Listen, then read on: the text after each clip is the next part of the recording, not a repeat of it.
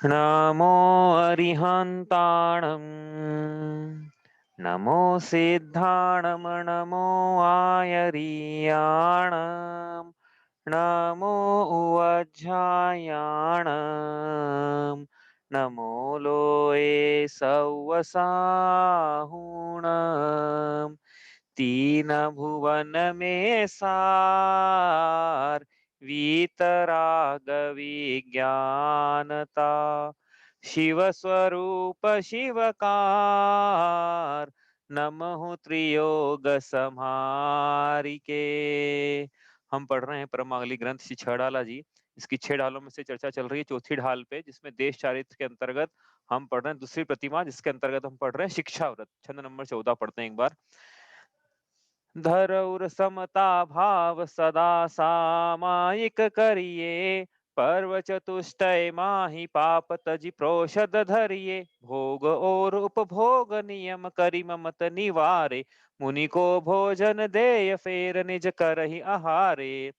तो यहाँ पढ़ रहे हैं चार शिक्षा व्रत। पहला है सामायिक शिक्षा व्रत, दूसरा है प्रोषोदोपवास शिक्षा व्रत, तीसरा है भोगोपभोग परिमाण शिक्षा व्रत, और अभी हमारा चल रहा है कौन सा, क्या पढ़ रहे हैं, अतिथि समविभाग शिक्षा व्रत। तो इसके बारे में हमने क्या पढ़ा, अतिथि समविभाग शिक्षा व्रत मतलब क्या है।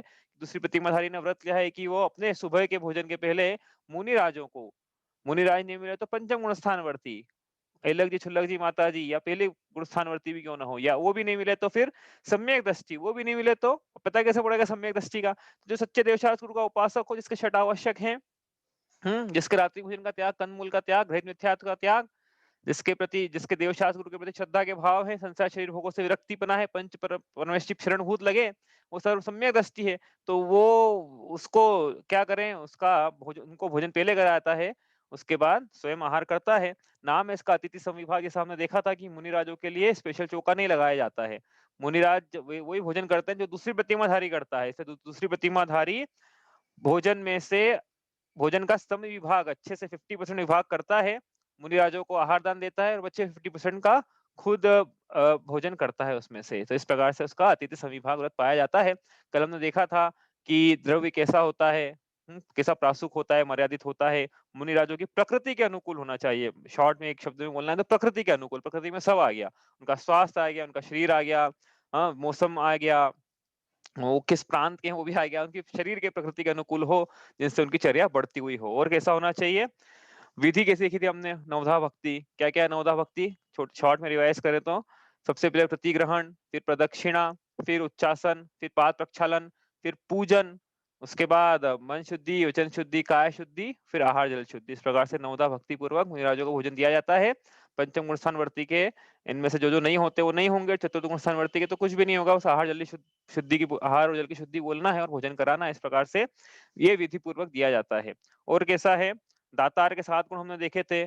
क्या देखे सादा दातार के 7 गुण, भक्ति, श्रद्धा, संतोष, विज्ञान, अलोलुपता, क्षमा और सत्व। इस प्रकार से 7 दातार के गुण देखे थे। और क्या देखा था हमने कल, पात्र कैसा होना चाहिए, 3 प्रकार के पात्र, इसकी चर्चा करी। तो इस प्रकार से क्या है कि विधि, दात दात दात्र पात्र विधि और द्रव्य से दान में विशेषता आती है। और ये भी देखा था हमने कि दान की चर्चा करते वक्त आचार्य भट्ट कलंक देव ने विशेष रूप से लिखा है कि ये मुनिराजों को आहार दान करने से विशेष पुण्य का, क्योंकि मुनिराजों को क्या लाभ होगा, ये प्रश्न उठता है ना, तो मुनिराजों को विशेष, मुनिराजों को नहीं, श्रावकों को क्या लाभ होगा, तो श्रावकों को विशेष क्या है, पुण्य का अर्जन होता है, ऐसा उन्होंने दान की चर्चा करते वक्त लिखा है। तो इस प्रकार से इनका तो क्या कितनी बढ़िया व्यवस्था है, मतलब इसलिए ना ये प्रश्न उठाते हैं लोग कि मुद्रा लेके क्यों जाते हैं, चौका फिक्स कर लेना चाहिए, होना क्या आहार करना चाहिए। तो 2-3 उसमें अड़चन है। पहली बात तो यदि ऐसा करेंगे तो क्या उद्देश्य भोजन का दोष लगेगा। दूसरी बात यह है कि वो किसका चौका फिक्स करे फिर, तो बहुत सारी समस्याएं हैं उसमें। तीसरा फिर ये जो दूसरी प्रतिमा का धारी है, इसके शिक्षा व्रत का अभ्यास कैसे होगा। तो ये सारी व्यवस्था है, इस व्यवस्था से आहार होता है मुनिराजों का। और ऐसे शिक्षारत होते हैं किनके, प्रतिमाधारी है तो ठीक, नहीं तो सामान्य गृहस्थ भी क्या है, इस प्रकार से अभ्यास कर सकता है, लेकिन उसके फिर अतिथि समविभाग व्रत नहीं कहला पाएगा, उसके सिर्फ आहार दान ही कहलाएगा। आहार दान किसे कहते हैं, हमने कल देखा था, सो पर कल्याण के लिए अपनी वस्तु का दान देना, त्याग करना, छोड़ना, उसे यह दान है। 4 प्रकार के दान हमने देखे थे, आहार, औषधि, अभय और ज्ञान। तो यहाँ पे आहार दान की चर्चा है मुख्य रूप से। कहीं-कहीं शास्त्रों में अतिथि समीभाग व्रत के लिए वैयावृत्ति व्रत के बारे में चर्चा है, तो वहाँ वैयावृत्ति में 4 प्रकार के दान ले लेना, लेकिन यहाँ पे जैसे अपन छड़ाला पढ़ रहे हैं, तो यहाँ पे तो आहार दान की चर्चा है अतिथि समीभाग व्रत के रूप में। इस प्रकार से ये है। अब एक प्रश्न था, जो हमने बोला था कि आज अतिथि समीभाग व्रत के समय करेंगे, वो प्रश्न ये था कि जब श्रावक का प्रोषित उपवास है, मतलब अष्टमी के दिन ये दूसरी प्रतिमाधारी है ना, अष्टमी, चतुर्दशी के 10 के उपवास, मान लो उपवास करता है ये, दोनों समय के आहार का त्याग करता है। तो अब इस दिन, बाकी दिन तो ये कराएगा मुनिराजों को आहार, इसके नगर मुनिराज कम से कम प्रतिग्रहण पड़गहन के लिए तो ये खड़े रहेगा, भावना भाएगा कि आज हमारे घर में चौका मुनिराज आए, ठीक है। लेकिन जिस दिन अष्टमी और चतुर्दशी, जिसका दोनों समय के आहार का त्याग है, उस दिन फिर इसके अतिथि समीभाग व्रत कैसे होगा? होगा कि नहीं होगा? बताओ। जिस दिन हमारा उपवास है, सामान्य श्रावक है, हम हैं, हमारा उपवास है किसी दिन, उस दिन मुनिराजों को हमें आहार दान देना चाहिए कि नहीं देना चाहिए? देना चाहिए। बताओ। भले वो नहीं दे, लेकिन वो आहार दान तो दे सकता है ना। देखो इसमें क्या था, बेसिक प्रीमाइसेस ये था इसमें कि श्रावक ने जो अपने लिए बनाया है, उसमें से आहार दान देना, उसका समिभाग करना है। अब यदि इसने, जब इसका उपवास है, तो इसने अपने लिए कैसे बनाया फिर? इसलिए अष्टमी चतुर्दशी के दिन आहार दान नहीं बन पाएगा। देखो सीधी सी बात तो यह है इसमें, इसलिए अष्टमी चतुर्दशी मतलब जिस दिन उपवास है इसका, हाँ, उपवास वाले दिन आहार दान नहीं बन पाएगा। दोनों प्रकार के, दोनों समय के भोजन का त्याग है, तो हाँ, प्रोषद क्या है तो अलग बात है। तो या सामान्य से श्रावक का उपवास है, तो उपवास वाले दिन आहार दान की व्यवस्था नहीं चल पाती है फिर, क्योंकि फिर भाई श्रावक ने अपने लिए कहाँ बनाया फिर? वो तो अपने अपने अपने लिए जो बनाया उससे दान देना है। कोई दूसरे के चौके में जाके दे दे, तो भी ऐसा ऐसा नहीं करना है कि दूसरे के चौके में जाके दे दे, इतना नहीं, विकल्प नहीं करना है। जिसने फिर बनाया उसका हक है वो देने का, ठीक है। तो इस प्रकार से ये है। तो अष्टमी चतुर्दशी के दिन क्या करना है, इसको इसको विकल्प ही नहीं करना है। आहार संबंधी कोई विकल्प नहीं आना चाहिए कि मुझे न करना है न कराना है, इस प्रकार के कोई विकल्प नहीं आते हैं। कोई व्यवस्था नहीं बन रही हो किसी की तो अलग बात है कि भैया कोई मुनिराज आ जाए नगर में और बोला दूसरी प्रतिमाधारी से ही हम लेते हैं आहार। ऐसे भी है ना, मुनिराज प्रतिमाधारियों से आहार लेते हैं, ऐसे मुनिराज भी हैं कि वो प्रतिमाधारियों से ही आहार लेते हैं। फिर क्या करें, हमारे नगर में हम अकेले हैं और हमारे उपवास है, तो फिर अलग व्यवस्था, उस दिन आप प्रोषद रखिए, फिर आपको पता है तो। इस प्रकार से व्यवस्था है उसकी, ठीक है। तो ये हुआ। उपवास वाले दिन आहार देने जा सकते हैं क्या? नहीं जा सकते ना, वही तो कह रहे हैं हम कि हाँ, उपवास वाले दिन आहार देने नहीं आना चाहिए ना, क्योंकि भाई मुनि आहार तो क्या, हमने व्यवस्था तो ऐसी है कि श्रावक अपने लिए बनाता है, उसमें से मुनिराजों को आहार दिया जाता है। और इसने बनाया ही नहीं अपने निमित्त से, इसके निमित्त का ही नहीं है, वो दूसरे के निमित्त का है, या दूसरे ने बनाया है, या किसी प्रकार से भी इसका कोई इसमें विकल्प, मतलब आहार संबंधी कोई विकल्प नहीं होना चाहिए उस दिन। उस दिन पर्व का दिन है। बहुत लोग दौड़ते हैं, आज मेरा उपवास है तो मैं आहार दूंगी और आहार देना है ऐसा। हाँ, तो अब जो लोग करते हैं उनकी चर्चा अपन नहीं करेंगे। अपन तो जो होता है, जो आगम की विधि, उसकी चर्चा करेंगे। होने के लिए क्या है कि उन्होंने, मतलब जो ऐसा करते, मतलब मैं तो ये कहूँ किसी बुराई नहीं करना अपने को, लेकिन बेसिकली लोगों की छड़ाला ही पड़ी हुई नहीं है। लोगों का रत्नाकर शाकाचार्य जी पढ़ा हुआ नहीं है, तत्वार सूत्र पढ़ा हुआ नहीं है, मोक्ष प्रकाशक नहीं है, द्रव्य संग्रह नहीं है, जैन सिद्धांत प्रवेशिका। अपन जितने लोग यहाँ बैठे हैं, इसमें से कितने कितने लोगों ने पांचों ग्रंथ पढ़े हुए हैं, बताओ। तो मैं अपन किसी बुराई नहीं करना है, लेकिन बता रहा हूँ कि पढ़े हुए नहीं रहते हैं, फिर वो उनको अपन आदर्श नहीं बना सकते ना कि ये ऐसा कर रहा है तो अपन भी ऐसा करें। भाई उन्होंने कुछ, उनको ज्ञान ही नहीं है इतना, कोई उन्होंने पूछा नहीं आज तक, जो मन में आया वो करा, जो लोगों को देखा वो करा। तो इसलिए जो आगम की व्यवस्था अपन उस हिसाब से चल रहे हैं यहाँ पे। इस प्रकार से ये 4 शिक्षा ऋतु का वर्णन, यानी दूसरी प्रतिमा का वर्णन लगभग लगभग पूर्ण हुआ। अब छंद नंबर 15 में चर्चा होगी, किसकी दूसरी प्रतिमा में एक चीज शेष रह गई, उसकी चर्चा कर रहे हैं हम। तो अब क्या हुआ, दूसरी प्रतिमा है इसके, ठीक है। मैंने कहा था कि दूसरी प्रतिमा, अब आपको समझ में आ गया होगा ना कि कम से कम मुनि दीक्षा लेने के पहले कम से कम श्रावक को दूसरी प्रतिमा तो लेना ही चाहिए।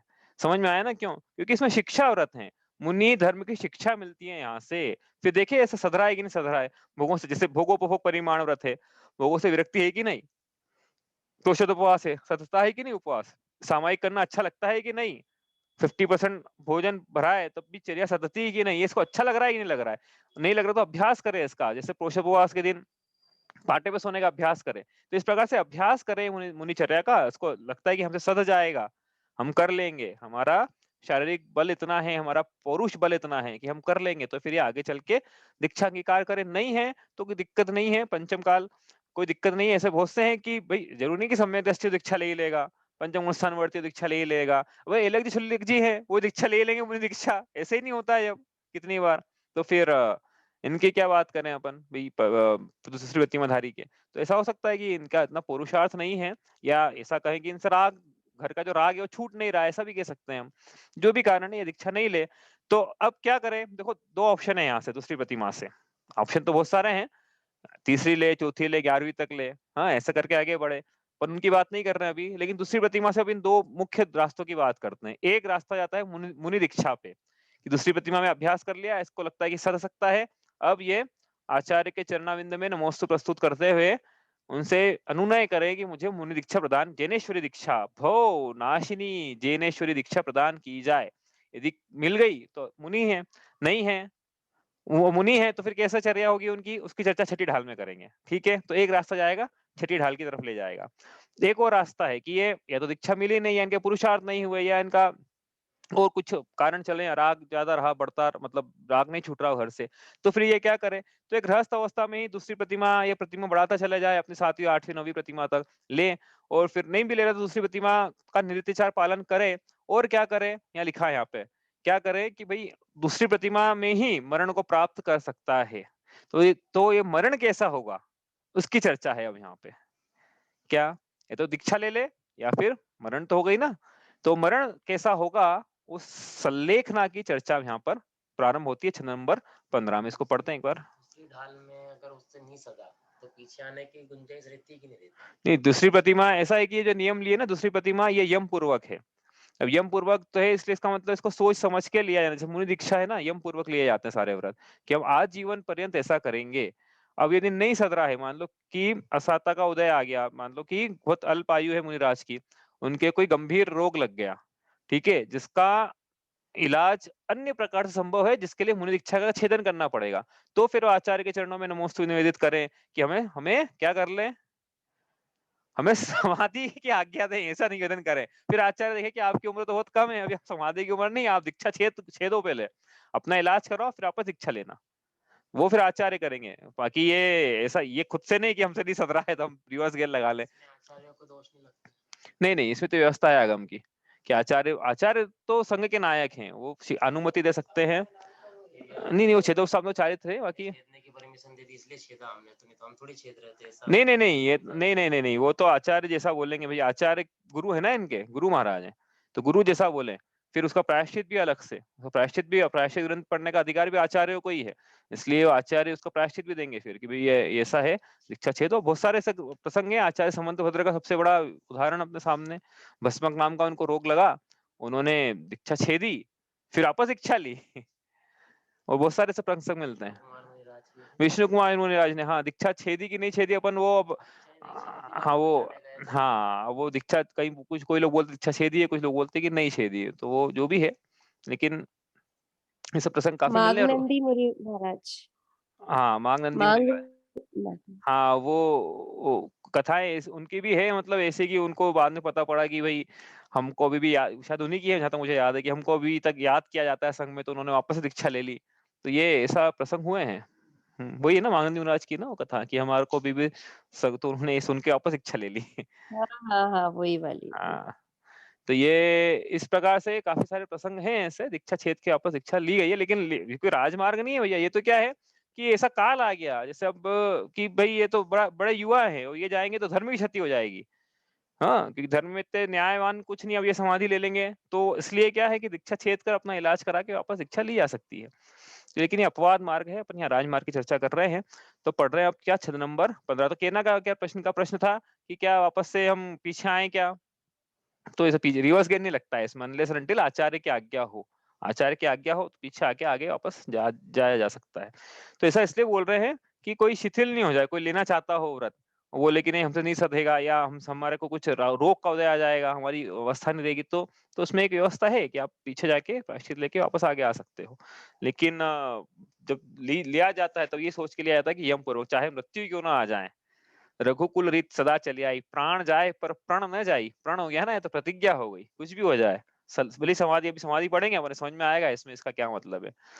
ठीक है, भले समाधि हो जाए हमारी, लेकिन हमारा प्रण नहीं जाएगा, ये सब सोच के तो ये ली जाती है। फिर बाद में कुछ जो होता है, फिर वो ये हुआ ना ऐसा कोरोना काल में बहुत सारे लोगों का प्रश्न था कि हमारा तो नियम है कि देव दर्शन करे बिना, तो क्या करें फिर। तो फिर हमारे प्रमाण सागर जी ने, अन्य मुनिराजों ने, आचार्यों ने कहा कि भैया उसकी व्यवस्था चिंता मत करो, प्रायश्चित बाद में ले लेना, लेकिन अभी शासन जो कह रहा है उसका पालन करो। तो उस प्रकार से व्यवस्थाएं फिर उसकी अलग प्रकार से, लेकिन यही सोच के अपने को आगे नहीं बढ़ना है कि ऐसा होगा तो हम ये कर ही लेंगे। ठीक है, चलिए अपन आगे चलते हैं, यहाँ से छंद नंबर 15 पढ़ते हैं एक बार।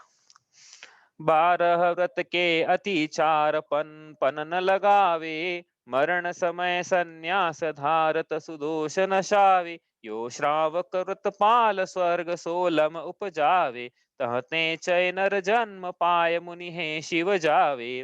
तो क्या बोला है यहाँ पे अब कि दूसरी प्रतिमा का ही वर्णन देखो, छड़ अलग ही चौथी ढाल में से दूसरी प्रतिमा का ही वर्णन था, पहले और दूसरी का ही वर्णन था, तीसरी से लेकर 11वीं का अपन अलग से पढ़ लेंगे। लेकिन अब ये दूसरी प्रतिमाधारी जो श्रावक है, अब इसने मुनि दीक्षा ले ले तो अच्छी बात, नहीं ली तो क्या करा इन्होंने, फिर क्या कह रहे हैं यहाँ पे कि 12 व्रत के अतिचार पन न लगावे। मतलब क्या है 12 व्रत, कौन कौन से 12 व्रत, 5 अणुव्रत, 3 गुण व्रत और 4 शिक्षा व्रत, 5 3 8 और 4 12, इस प्रकार से सबके नाम याद हो गए होंगे आपको, एग्जाम आ रही है आप कर लेना। तो ये 12 व्रत हैं, इनके अतिचार, अतिचार मतलब व्रतों का एक देश भंग होना अतिचार है, और व्रतों का बार बार, अतिचारों का बार बार लगना है अनाचार है। मतलब क्या है कि कपड़ा फट गया, हमने पहन लिया एक आध बार गलती से, मतलब गलती से पहना, पहनने में आ गया, फिर पता पड़ा रहे तो फटा हुआ पहन लिया हमने, ठीक है, उसी का काम तो चल गया। अब अगली बार पहनने के पहले उसमें पेपर लग जाए, सिल सिल जाए, वो जो उसकी व्यवस्था है वो हो जाए, रिपेयर हो जाए। यदि फटा हुआ कपड़ा ही बार बार पहनते जाएंगे, फटा हुआ धोती पंछा ही बार बार पहनते जाएंगे ना, तो बहुत जल्दी पूरी धोती पंछे को ले डूबेगा, पूरे कपड़े को ले डूबेगा। एक छोटा सा छेद जो है पूरे कपड़े को फाड़ देता है। इसी प्रकार ये अतिचार है, एक बार लग गया तो ठीक है, उसका प्रत्याख्यान करे, उसका प्रायश्चित ले, ऐसा संकल्प करे कि वापस नहीं लगने देंगे, हाँ, विवेक रखे। लेकिन अतिचार कोई अपना बना ले कि भाई यही हमारा नॉर्म है, मतलब this exception is our norm ना हो, होता है ना, we have a new normal now, अभी कोरोना काल में वी हैव न्यू नॉर्मल हो गए ना, सेट हो गए थे, तो ये हमारा ही अब ये जो हम लगने देंगे इनको, अतिचारों को लगने देंगे, तो ऐसा विवेक चल रहा है उनका, इसका मतलब वो अनाचार में बदल चुका है, बदलने वाला है। अतिचार तो क्या है, व्रतों को एक देश भंग करता है, अनाचार व्रतों को पूरा भंग कर देता है, तो गुण स्थान का पांचवा नहीं रहेगा। इसलिए क्या कह रहे हैं यहाँ पे कि अतिचार लग भी गया तो ठीक है, कोई दिक्कत नहीं है, लेकिन संकल्प करके वापस नहीं लगने देंगे, ठीक है, प्रत्याख्यान करेंगे कहने का मतलब।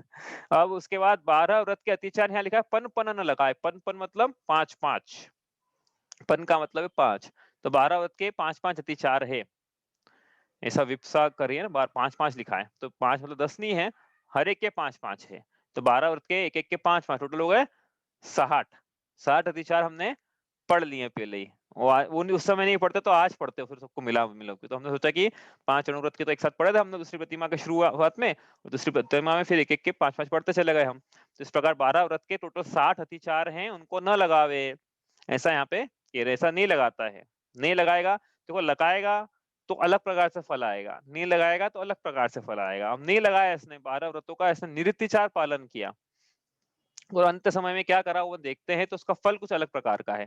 अंत समय में क्या किया, अंत मतलब किसका, व्रतों का अंत नहीं, जीवन का अंत, यम थे ना, यम पूर्वक थे कि जब तक जीवन का अंत नहीं होता तब तक ये व्रत रहेंगे, मतलब जीवन पर्यंत ये व्रत आजीवन के लिए।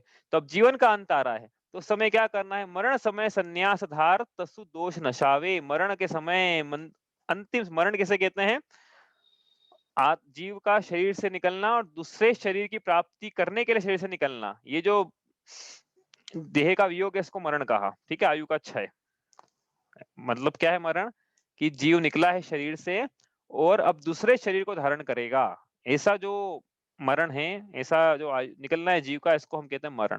तो ये मरण समय मतलब आयु के अंत समय में जब ये मरने वाला हो जीव, तब इसका आयु का, भव का नहीं, आयु का किनारा निकट हो, उस भव की आयु का किनारा निकट हो, तब क्या करे, सन्यास धारण करे। सन्यास का क्या मतलब है, सन्यास के बहुत सारे मतलब होते हैं, जैसे उस क्रिकेटर ने सन्यास ले लिया तो रिटायर हो गया, वो वाली बात नहीं है यहाँ पे। सन्यास, सन्यास का एक और मतलब होता है कि हमने गृहस्थ जीवन से सन्यास ले लिया है, इसका मतलब हमने दीक्षा ले ली है, वो मतलब भी नहीं है यहाँ पे। यहाँ पे सन्यास का क्या मतलब है, सन्यास का मतलब है समाधि, सन्यास का क्या मतलब है, संलेखना। अंतर क्या है समाधि और संलेखना में, शब्द तो सुने हुए हैं, कहीं संलेखना है कहीं समाधि है, कहीं संथारा भी श्वेतांबरों में, लेकिन दिगंबरों में तो संलेखना और समाधि ये चलता है शब्द।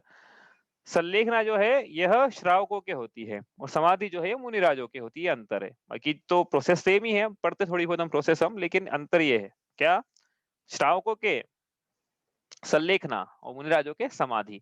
तो यहाँ पे चर्चा चल रही किनकी, श्रावकों की, इसलिए शब्द यूज होंगे, करेंगे हम संलेखना। तो मरण मरण समय यह जीव संलेखना धारण करके तसु दोष नशावे, जो भी दोष लगे हैं पहले, और संलेखना में जो दोष लग रहे हैं उनको नशाता है, उन दोषों को दूर करता है। और पहले पढ़ लें तो पूरा हम, इसका फल क्या आएगा। इसका फल ये है, यो श्रावक व्रतपाल स्वर्ग सोलम उपजावे। इस प्रकार से श्रावक के 12 व्रत पाल कर स्वर्ग सोलम, सोलम मतलब 16, 16वां, 16th, 16वां स्वर्ग उपजाता है। कौन? श्रावक। मतलब क्या फल है इनका? इतना पढ़ा हमने, इतने व्रत धारण करे, क्या मिला बदले में? इतना धर्म धारण किया ना, तो हमने तो आचार्य समंत भद्र ने प्रतिज्ञा की थी रत्नाकर शावकाचार्य जी में, कि मैं ऐसा धर्म को कहूंगा जो सुख में धरेगा। ऐसा सुख को धारण, इसने धर्म धारण किया तो सुख में धरा कि नहीं धरा? अरे भैया, जब सामायिक का काल चल रहा था ना, वही सुख का काल था। ऐसा नहीं है कि सामायिक का काल दुख रूप है, बाद में कोई सुख होगा। तो ये जो व्रत के चल रहे काल भाई, कषाय चौकड़ी का अभाव चल रहा है, इसमें पापों से विरक्ति है, यही सुख रूप है। लेकिन नहीं, और भी कुछ को अभ्युदय चाहिए लोक में, तो उन अभ्युदय की भी चर्चा कर लें। तो क्या कह रहे हैं यहाँ पे कि उत्तम सुख में धरता है ना, अब ये श्रावक है, इसका कोई मुनि दीक्षा लेके समाधि नहीं हुई है, या मुनि दीक्षा लेके इसका निर्वाण नहीं हुआ है।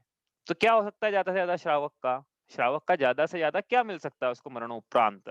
ज्यादा से ज्यादा यहाँ लिखा उन्होंने, स्वर्ग सोलम उपजावे। जो उत्तम से उत्तम सामग्री है संसार में लौकिक अनुकूलता संबंधी, वह है 16वां स्वर्ग। तो वह ये श्रावक 12 व्रतों के फल के रूप में 16 स्वर्ग उपजाता है, ऐसा उपचार का कथन है। व्रत का फल 16 स्वर्ग नहीं है, धर्म का फल 16 स्वर्ग नहीं है, देखो ये ध्यान रखना। हाँ, वीतरागता का फल 16 स्वर्ग नहीं है, सम्यक दर्शन, सम्यक ज्ञान और देश चारित्र का फल 16 स्वर्ग नहीं है। ये जो चारित्र अंगीकार किया, इसमें वीतरागता के साथ साथ जो सरागता पाई जा रही थी, उस सरागता के कारण पुण्याश्रय हुआ, उस पुण्याश्रय का फल 16 स्वर्ग है। सम्यक दर्शन, सम्यक ज्ञान, सम्यक चारित्र का फल तो मोक्ष है। तो लेकिन सम्यक चारित्र अधूरा है, उसमें राग के कुछ अंश है ना, देश चारित्र है ना ये तो अभी। तो देश चारित्र मतलब राग पाया जा रहा है, तो राग प्रशस्त राग पाया जा रहा है, मंद राग है, पुण्य प्रकृतियों का आश्रय है, पुण्य का बंध है। तो पुण्य का उदय भोगने के लिए फिर कहाँ जाएगा ये इसको 16 स्वर्ग जाना ही होगा, जाना पड़ेगा इसको। तो ये जाना पड़ेगा बोल रहे हैं भैया, ऐसा जाना पड़ेगा। तो धर्म का फल तो मोक्ष था, मुनि दीक्षा ली नहीं इसने, और राग पाया गया, पुण्य का आश्रय हुआ, तो पुण्य के आश्रय को चुकाने के लिए, बंध को चुकाने के लिए जाएगा 16 स्वर्ग। 16 स्वर्ग लिखा है यहाँ पे।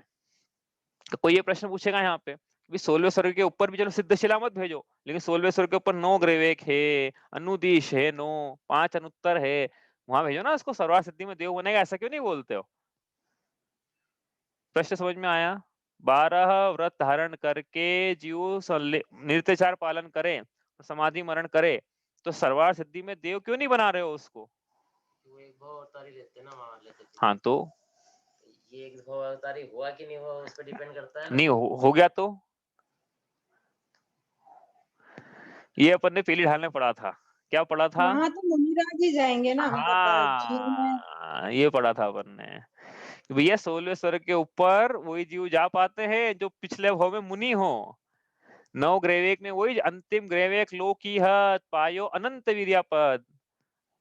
नहीं, ये तो बाद में आएगी, क्या थी इसकी पंक्ति? मुनि व्रत धार अनंत बार ग्रेवेक उपजायो, ऐसा पढ़ी पंक्ति पढ़ी अपन ने, चौथी ढाल में पढ़ी है कि इस जीव ने मुनि दीक्षा लेके अनंत बार ग्रेवेक उपजाया है। तो वहां लिखा था ना ग्रेवेक, वहां पे अलग प्रश्न पूछा था, वहां पे पूछा था ऐसा क्यों लिखा कि मुनि व्रत धार अनंत बार ग्रेवेक उपजायो, ऐसे क्यों नहीं लिखा कि मुनि व्रत धार अनंत बार अनुदिश उपजायो, मुनि व्रत धार अनंत बार अनुत्तर उपजायो? तो वहां का उत्तर क्या है फिर, याद है किसी को?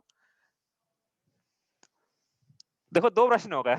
एक प्रश्न ये है कि श्रावक के बारे में 16 स्वर्ग क्यों लिखा, और वो अपने इसी चौथे ढाल में पहले पंक्ति पढ़ी है, वहां पे मुनि दीक्षा के बाद फिर उन्होंने ऐसा क्यों लिखा कि ग्रेवेक अनुदिश अनुत्तर क्यों नहीं लिखा?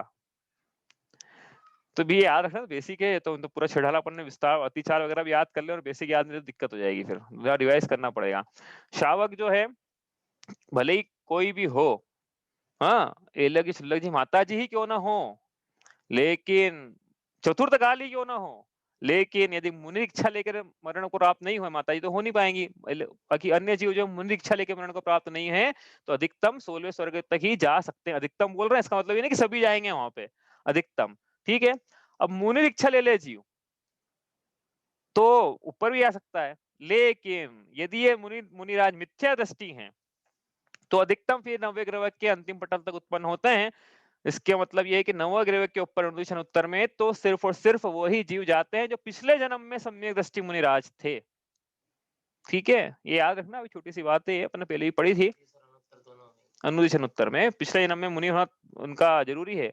इसे लोकांतिक देव भी वही बनते हैं जो पिछले जन्म में मुनि मुनि थे। लोकांतिक देव भी हर कोई नहीं बनता है। ठीक है, अब यहाँ क्या लिखा, लेकिन अब तो आगे चलते हैं यहाँ से, वो तो अपनी अलग चर्चा थी।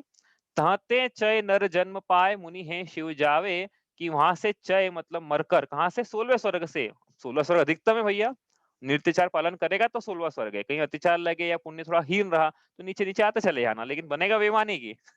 पहले स्वर्ग में बनेगा, क्योंकि सम्यक दृष्टि मरण को प्राप्त हुआ ना, ये बनेगा वैमानिक।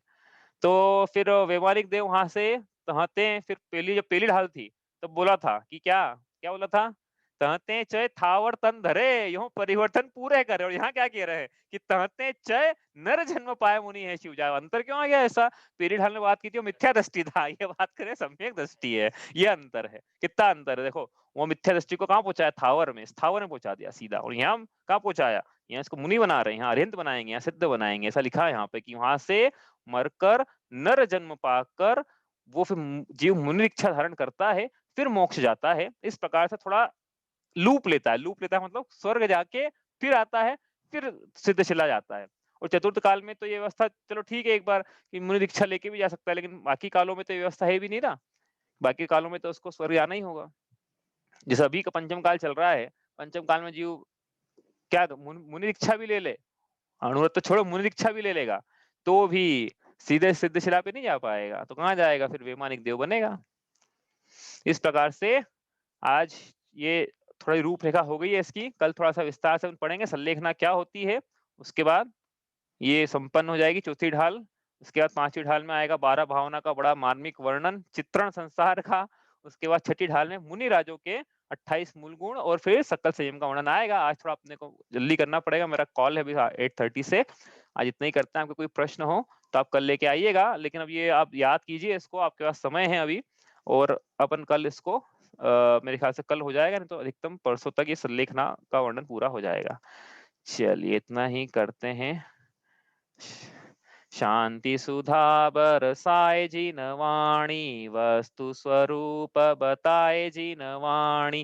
पूर्वा पर सब दोष रहित है, वीतरागमय धर्म सहित है। परमागम कहलाए जिन वाणी, मुक्ति वधु के मुख का दर्पण। जीवन अपना कर दे अर्पण, भव समुद्र से तारे जिन वाणी। राग द्वेष अंगारों द्वारा, महाक्लेश पाता जग सारा। सजल मेघ बरसाए जिन वाणी, सात तत्व का ज्ञान कराए।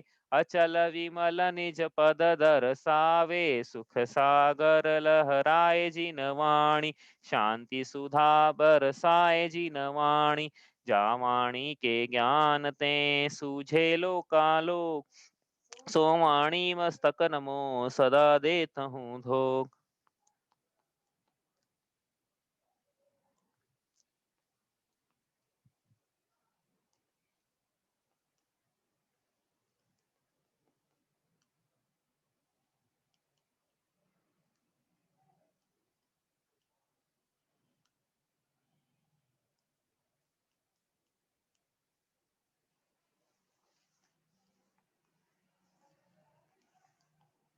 जय जिनेन्द्र।